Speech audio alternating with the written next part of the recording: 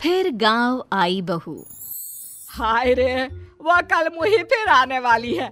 मैं तो नहीं चाहती कि वो यहाँ आए। अरे तुम्हारे इकलौते बेटे की बीवी है, बहू है तुम्हारी, कोई बेगाना नहीं कि तुम नहीं चाहती कि वो घर ना आए।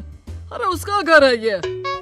हाँ है तो, लेकिन याद है ना पिछली बार एक ही दिन के लिए आई थी, गांव की शक्ल ही बदल कर चली गई। इस बार न जाने क्या क्या करेगी। कलावती अपनी बहू रमा के गांव आने से परेशान थी। अरे शहर की लड़की है, गांव आकर क्या कमाल करती है देखिए। रमा रेलवे स्टेशन पर। हाय रे, गांव की जमीन पर पैर रखते ही गोबर की बदबू आने लगी है। कैसी बात कर रही हो? इसी महक को सूंघ सूंघ कर तो मैं बड़ा हुआ हूँ। हाँ, तभी तुम्हारे परफ्यूम का खर्चा इतना ज्यादा है। पति को रमा की बात बिल्कुल अच्छी नहीं लगती। अब कोई आया है क्या रिसीव करने? कोई क्यों आएगा, मेरा गांव है, गली गली की पहचान है मुझे। चलो आगे से टांगा कर लेते हैं। No no no no, last time मेरी कमर लचक गई थी, मैं तो पैदल ही ठीक हूँ। भाई मैं तो टांगे पर ही जाऊंगा, वैसे भी शहर में टांगा कहाँ मिलता है। पति टांगा बुलाकर उसमें बैठकर चला जाता है। अरे वाह, हाय रे मेरा बेटा। पर बेटा इतना दुबला क्यों हो गया तू? बेटा बहू नहीं आई क्या?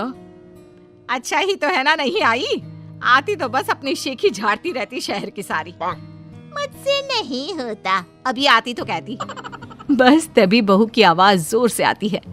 हाय रे, मेरे पैरों में मट्टी लग गई है। क्यों नहीं सरकार को बोलकर आप लोग सड़कें पक्की करवा लेते हैं? छी छी छी छी।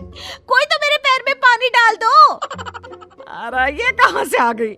मैंने तो सोचा था मेरा बेटा अकेला आया है। लेकिन जैसे ही सास की नजर बहू पर पड़ती है तो वो उसके कपड़े देखकर जोर से चिल्लाती है। अरे ये क्या पहन कर आ गई यहाँ? पता भी है कि कहाँ है वो? अरे कैसी लड़की है, बेटा शहर ही छोड़ देता इसे तो। हाँ हाँ, मुझे भी शौक नहीं है इस मिट्टी में पैर मारने का। अरे जा जाकर साफ हो जा और खाना बना ले। माँ जी, अभी अभी चली आ रही हूँ, आज तो खाना आप बना लेती। हाय रे, मैं बना लेती? कहीं की महारानी है क्या तू? जा जाकर काम कर।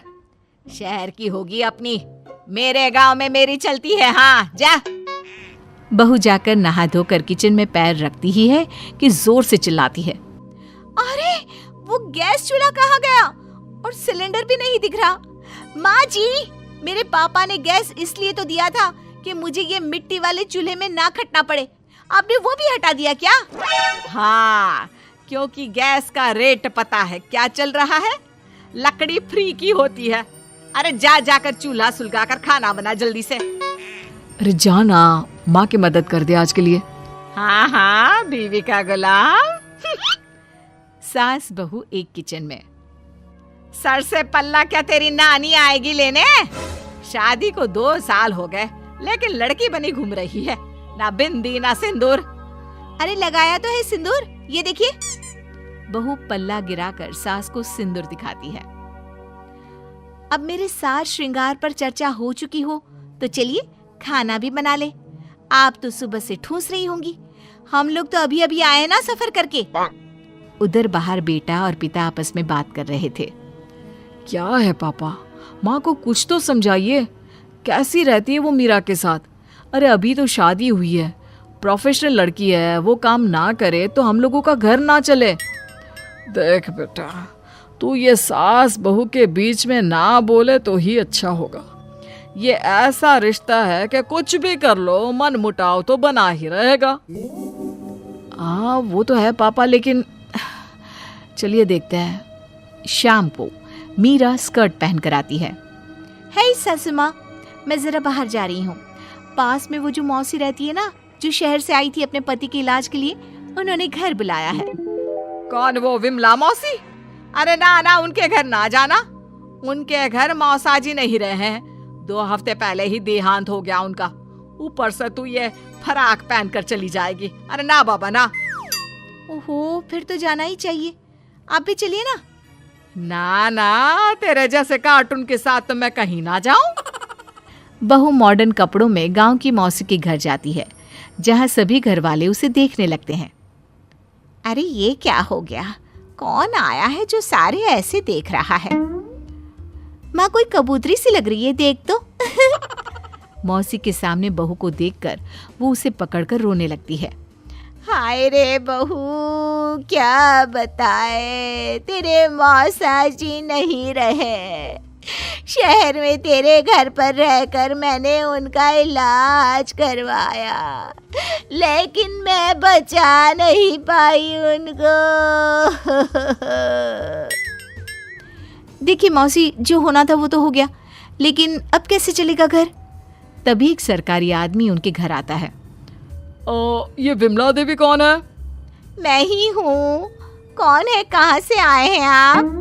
मैं आपके पति के दफ्तर से आया हूँ। ये कागज में आपके साइन लेने हैं, जरा जल्दी कर दीजिए।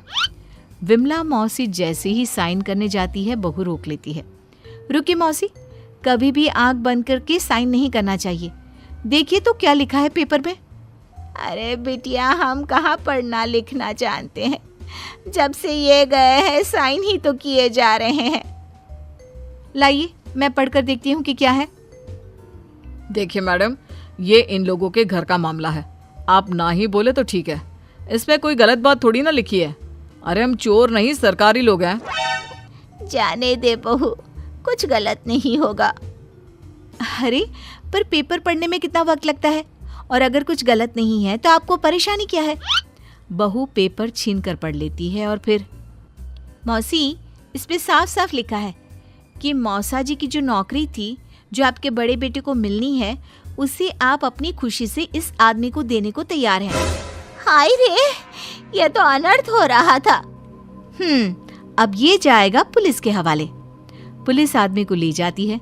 तब तक घर के बाहर भीड़ लग जाती है। सास, ससुर और पति भी वहां आ जाते हैं। मुझे तो लग रहा है कि बहू शहर से गांव जैसे मेरे लिए ही आई है। अरे भला हो बच्ची का जो मेरा घर बर्बाद होने से बचा लिया। कमला दीदी, भगवान ऐसी बहू सबको दे। अरे और क्या, इसीलिए तो मैंने पढ़ी लिखी बहू चुनी अपने बेटे के लिए। चूल्हा चौका तो सभी कर लेते हैं, लेकिन उसके साथ ही लड़की का पढ़ा लिखा होना बहुत जरूरी है। चल बहू, घर चलते हैं, रात के खाने की तैयारी भी तो करनी है ना।